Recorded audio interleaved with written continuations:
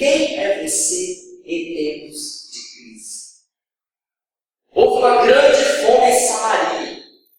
O exército inimigo fechou a cidade, não tinha como eles buscar água, nem alimento, nem nada. E aí, no meio daquela fome, o rei de Israel ficou nervoso e falou assim: a culpa é do profeta Eliseu. Eu vou pegar ele e eu vou mandar cortar a cabeça dele.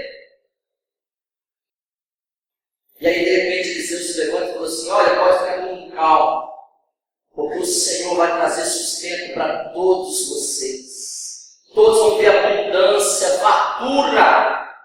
E aí, queridos, alguém escutou o profeta falando, era um capitão, estava na porta da cidade, disse: nem se Deus abrisse a janela do céu, ia conseguir essa fartura toda que você está falando, Eliseu.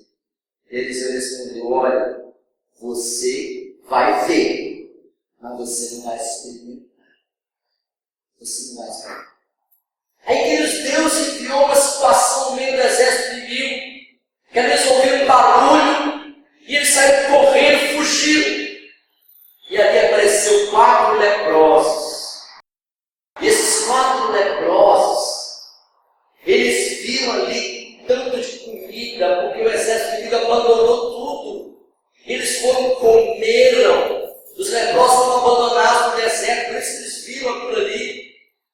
E eles ficaram assim: meu Deus, nós estamos vendo tudo aqui, o povo está passando fome lá na cidade, vamos lá falar para eles. E foi. E aí aconteceu a profecia de Eliseu. Aconteceu. Houve fartura no meio do povo de Deus, houve bênção, houve abundância. E aí, queridos, o povo, quando foi confirmada a informação de que tinha comida sobrando fora da cidade, o povo saiu correndo de uma maneira que eles atropelaram o general que falou que duvidava. E realmente ele viu, mas não experimentou. As pessoas precisam de comida. E aí, queridos, com essa mensagem, eu queria convidar você a refletir uma coisa. Todos nós passamos por crises na nossa vida. Eu falo crise, não no sentido político e econômico, crise em todos os sentidos. Crise de relacionamento, a crise das instituições, crise da família, crise da igreja, crise do trabalho, crise em todas as áreas do sentido de lutas. E às vezes a crise, ela revela quem é você. Eu vejo muitos casamentos que são abençoados, tranquilos, felizes, e de repente uma crise, ou uma doença, ou talvez um problema financeiro, e aí o casamento se abala. Ele revela-se ali situações de temperamento, a pessoa talvez entra no vício, e a pessoa se transforma em outra pessoa na hora da crise. E por isso eu queria perguntar a você que nessa noite: quem é você na hora da crise?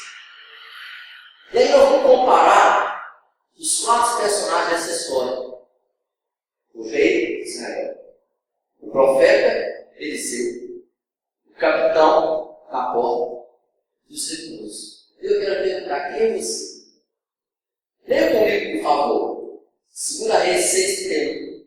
Diz o rei: assim me faça Deus, o que bem lhe aprovesse a cabeça de Eliseu, filho de Safate, lhe ficar hoje sobre os ombros. O rei chorando, viu a crise, faltou comida, o povo começou a fazer loucuras. Ao ponto, se você ler aí, as pessoas estavam comendo, próprias pessoas. Uma história de uma mulher que comeu o próprio filho, de fome. Histórias horríveis. O rei Israel ficou apavorado, ele rasgou suas vestes, ele estava com um manto sujo por dentro da sua veste real, um pano cinza. E aí ele falou assim: olha, nessa crise, a culpa é de Eliseu. E aí eu pergunto para você: você como rei na hora da crise, você é aquela pessoa que bota a culpa nos outros? Aquela pessoa que fica apavorada? O rei ficou apavorado, queridos. E você talvez, muitas vezes, algumas pessoas assim, que na hora da crise bota a culpa no outro. O rei falou: a culpa é de Eliseu, eu vou pegar ele. O profeta Eliseu tinha ajudado o rei, se você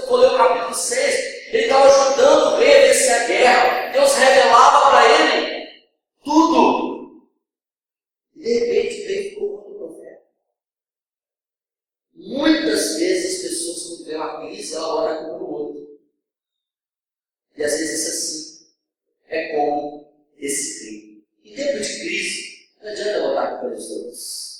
Nós temos que achar uma solução. E tempo de luta não adianta achar culpados. Temos que achar uma solução. Segundo lugar, 2 Reis 7:1. Olha aí. Então disse Eliseu: ouvi a palavra do Senhor. Assim diz o Senhor: amanhã, a estas horas, mais ou menos, dá-se-á um alqueire de flor de farinha por um ciclo, e 2 cevadas por um ciclo, à porta de Samaria. Nós lemos que o povo estava com fome, estavam vendendo cabeça de jumento, estavam querendo comer qualquer coisa. E aí o profeta falou assim: olha, gente, amanhã, a essas horas, vai ter comida sobrando aqui nessa cidade. Vai ter comida em abundância. E aí eu pergunto para vocês, vocês como profeta? Em tempos de crise, o que o profeta fez? Ele profetizou, ele abençoou, ele desejou o melhor para Samaria, ele abençoou. Queridos, em tempos de crise, na família, em todas as situações que você puder ter uma crise, seja profeta, seja aquela pessoa que fala coisa boa, que alivia, que deseja o bem. E muitas vezes nós somos como o rei. Nós botamos culpa nas pessoas, achamos o culpado.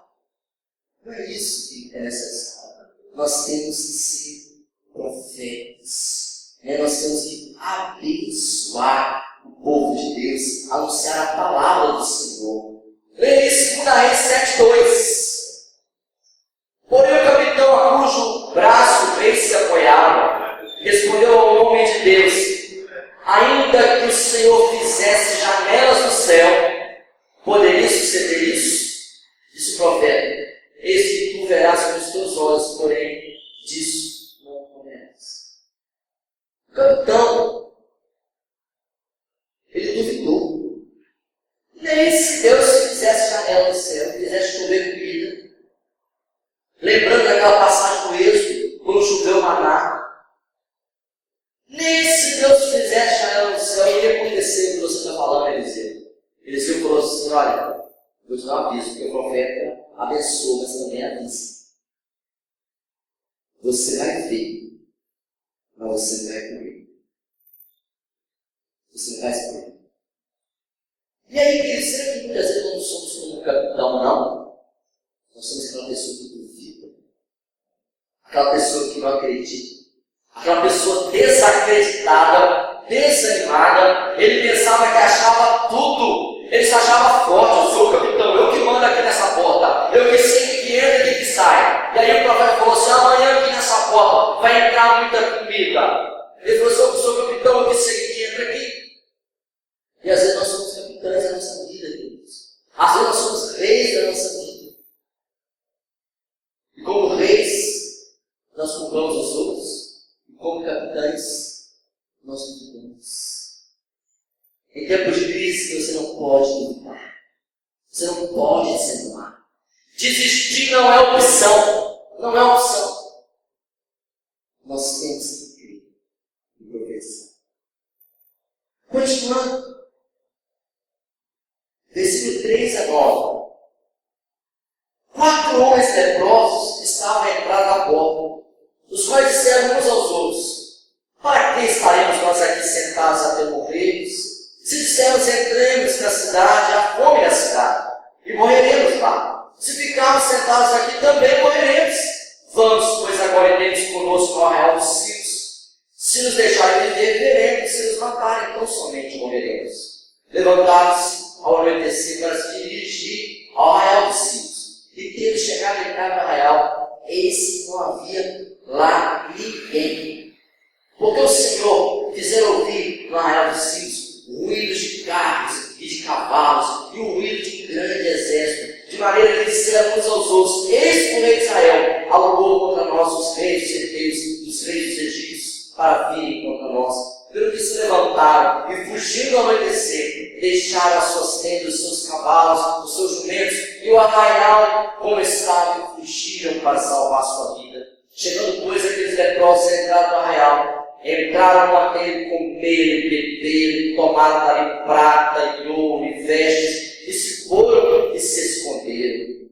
Voltaram e entraram em outra tenda. dali também tomaram alguma coisa e a esconderam. Então disseram uns para os outros: não fazemos bem, esse dia é dia de boas novas, e nós nos calamos, e se esperarmos até a luz da manhã, seremos tidos por culpados.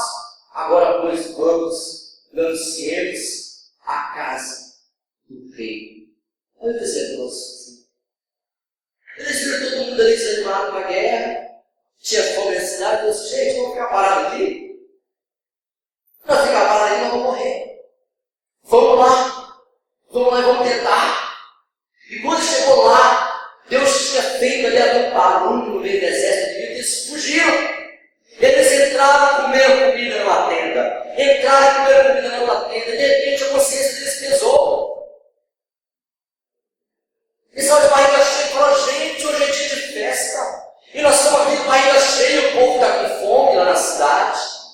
Nós vamos lá e vamos anunciar na casa do rei. Nós vamos avisar o nosso rei que tem comida. Irmãos, sabe o que os leprosos fizeram? Eles deram boas ordens. Eles tiveram atitude. Eles tiveram ousadia, eles tiveram coragem, eles compartilharam, eles eram leprosos, não tinham nada. E eles se tornaram pessoas ricas. Porque eles puderam saciar a fome de uma cidade toda.